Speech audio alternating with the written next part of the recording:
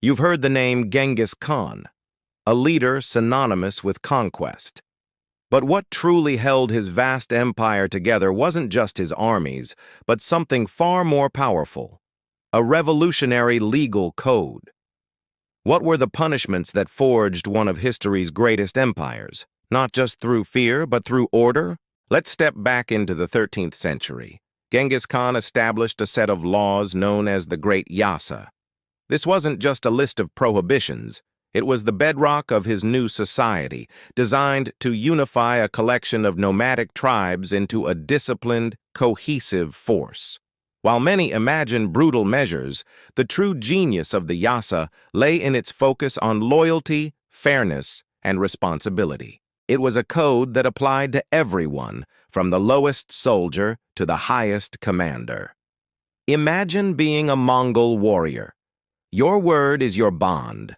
Breaking an oath wasn't just a personal failing, it was a crime against the entire nation. The consequences weren't always violent, but were deeply impactful. A warrior might face heavy fines, losing a significant portion of their wealth. For more severe offenses, exile was a sentence worse than many physical punishments. Being cast out from the tribe meant losing your identity, your protection, and your place in the world. The Yasa also demanded restitution. If you stole a horse, you didn't just return it. You might have to pay back its value multiple times over, ensuring the victim was made more than whole. This system wasn't about cruelty, it was about maintaining social harmony and ensuring fairness. And this accountability went all the way to the top. Genghis Khan believed in meritocracy. His generals and officials weren't chosen by birthright, but by skill and loyalty. If a commander failed due to negligence or corruption, they were held accountable, sometimes demoted or stripped of their command. This created a system where leaders were responsible for the well-being of their people and the success of their campaigns. The Yasa ensured that power came with immense responsibility, a radical idea for its time. So, how did this consistent enforcement shape an empire that stretched from Asia to Europe? The key was predictability. People knew the rules and the consequences. This stability allowed the Mongols to govern vast, diverse populations effectively. Trade flourished along the Silk Road under their protection because merchants knew the laws were enforced impartially. Order, not just brutality, was the engine of their rapid expansion. By creating a society where justice, though strict, was clear and consistent, Genghis Khan built a foundation that could support the weight of his ambitions. In the end, the legacy of Genghis Khan's legal code is a powerful lesson in leadership.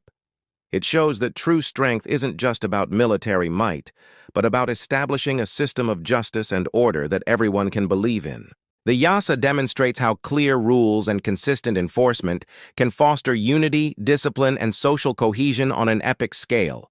It's a masterclass in building a nation from the ground up. Thank you for watching. If you found this journey into Mongol law fascinating, don't forget to like, subscribe, and hit that notification bell for more deep dives into history's most compelling stories.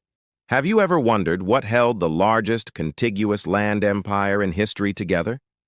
It wasn't just conquest. It was an unbreakable code of loyalty and a swift, unyielding system of justice, all masterminded by one man, Genghis Khan. Imagine the vast, unforgiving steppes of Central Asia. Before Genghis Khan, this was a land of endless tribal conflict. But he united these warring factions, not just with strength, but with a revolutionary idea. Loyalty wasn't just to your family or clan, but to the entire empire and to him. This shift in allegiance was the bedrock of his power, the very glue that would bind his empire for generations. To enforce this, he created the Yasa, a secret legal code. While we don't have the original text, we know its principles through historical accounts. It was strict, demanding absolute obedience from everyone, from the lowest soldier to the highest commander. For his commanders, loyalty was everything.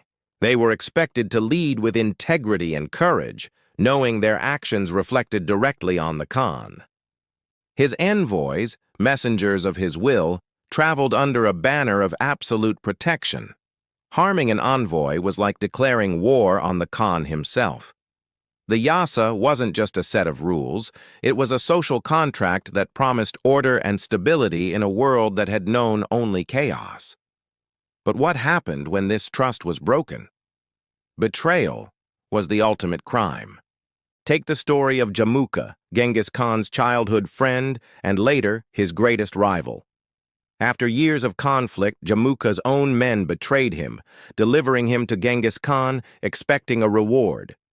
Instead, the Khan, disgusted by their disloyalty to their own leader, had them executed. As for Jamuka, historical accounts say he was granted an honorable end without his blood being spilled, a sign of respect for their past bond. In other cases, betrayal didn't always mean death. It could mean exile, being stripped of all rank and honor, or seeing your family's name disgraced, a fate many considered worse than death in their honor-bound society. This disciplined system of loyalty and justice was Genghis Khan's true legacy. It wasn't just about conquering lands, it was about building a nation on the principles of trust, discipline, and a unified rule of law. This framework of governance created a stability that allowed the Silk Road to flourish and ideas to travel, shaping the world in ways we still feel today. Thanks so much for watching. If you found this glimpse into the Mongol Empire fascinating, please hit that like button and subscribe for more stories from history. See you next time. Ever wondered how one man, Genghis Khan, managed to unite warring tribes and build the largest land empire in history? It wasn't just through conquest. It was through a brutal, unyielding, and terrifying system of justice.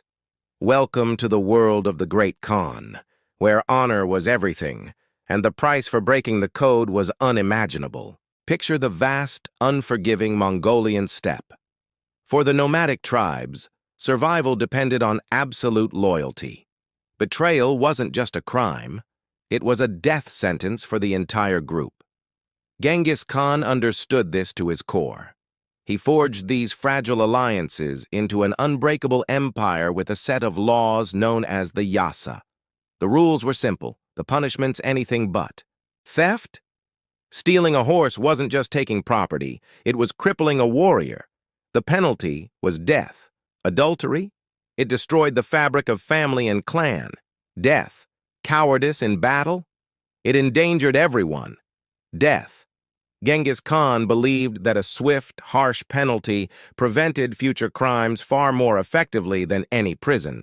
His justice was designed to be a spectacle, a warning burned into the collective memory of his people.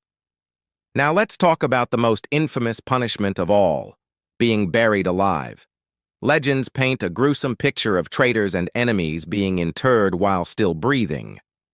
While concrete historical accounts are debated, the principle behind it is chillingly clear. For nobility, spilling their sacred blood was considered a taboo. So, the Mongols found other ways. They would be rolled in carpets and trampled by horses, drowned, or, as the legends say, buried alive. The goal was the same, to erase them from existence without shedding royal blood, a uniquely terrifying form of execution. This rule of fear was incredibly effective. Under Genghis Khan, the Mongol Empire became one of the safest territories in the world. It was said a woman could walk from one end of the empire to the other, carrying a sack of gold, and never be harmed. Why? Because the consequences were too terrifying to contemplate. Genghis Khan's legacy is complex. He was a nation builder and a ruthless conqueror. His laws, born from the harsh realities of the steppe, reveal a profound understanding of power, control, and human nature. They show how fear can forge an empire, but also remind us of the brutal cost of absolute order. What do you think? Was his justice a necessary evil or a descent into tyranny? Let me know in the comments below. Thanks for watching. If you found this dive into history fascinating, don't forget to like, subscribe, and hit that notification bell for more stories from the past. See you next time. Narrator. Imagine a bustling city, full of life, commerce, and culture. Now imagine it vanished, not by a volcano or an earthquake, but by the stroke of a pen, the whisper of a command from a single, all-powerful ruler. This isn't fiction. Throughout history, the wrath of an emperor could mean the end of an entire city, wiping it clean off the map. Today, we're exploring those chilling moments when imperial power became a force of utter destruction. How could one person's decision lead to such a catastrophic fate for thousands? From the salt-sown fields of Carthage, obliterated by Rome, to the forgotten metropolises of ancient empires, the stories are shockingly similar.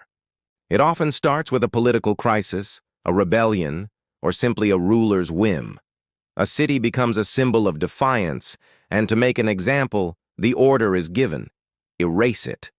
This wasn't just about tearing down walls, it was about destroying an identity, a history, and a future. Let's bring in an expert to shed some light. Historian. Thank you. When we examine these cases, we see a pattern. It's often a combination of factors. Take, for instance, forced relocations. An emperor might decide a capital is no longer strategically viable or that a population is too rebellious.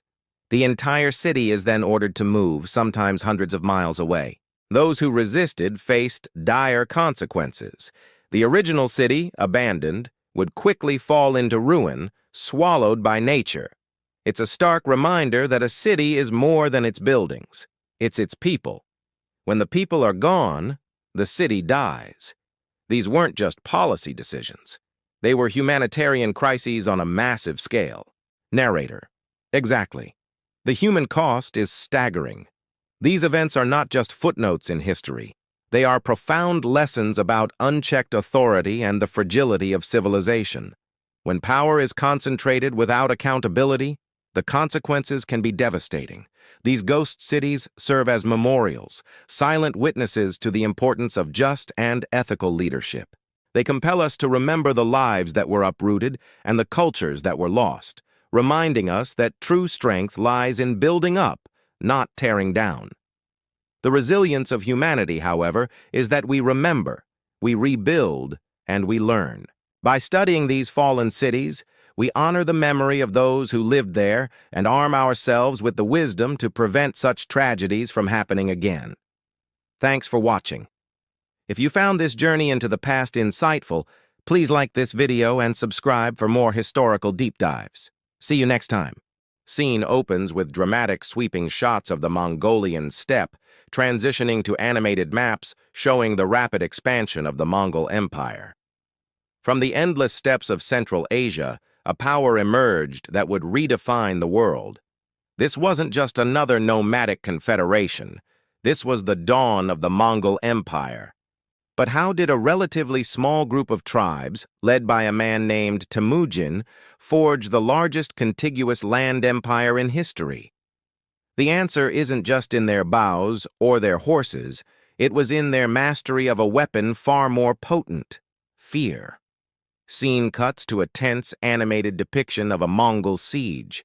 Subutai, a Mongol general, looks on with a stern expression. Genghis Khan's strategy was a masterclass in psychological warfare. His armies were infamous for their swift and brutal reprisals against any city that dared to resist. The message was simple and terrifying: fight and face total annihilation. But there was another side to this coin. Surrender, and you will be spared. This policy of mercy by surrender was a calculated move. Rumors of both their savagery and their mercy were deliberately spread, carried by merchants, refugees, and spies. Their reputation often traveled faster than their armies, turning fear into their most effective vanguard. Scene shifts to a Persian scribe, anxiously reading a scroll delivered by a Mongol messenger. The Mongols perfected the art of intelligence and speed. Their riders, the legendary Tumen, could cover vast distances, carrying messages and orders with incredible efficiency. They used coordinated feigned retreats to lure enemies into devastating traps and sent letters ahead of their main force, offering terms of surrender. These weren't just letters, they were weapons. A city's leaders, like this scribe in Persia, would have to weigh the terrifying tales they'd heard against the daunting words written on the scroll.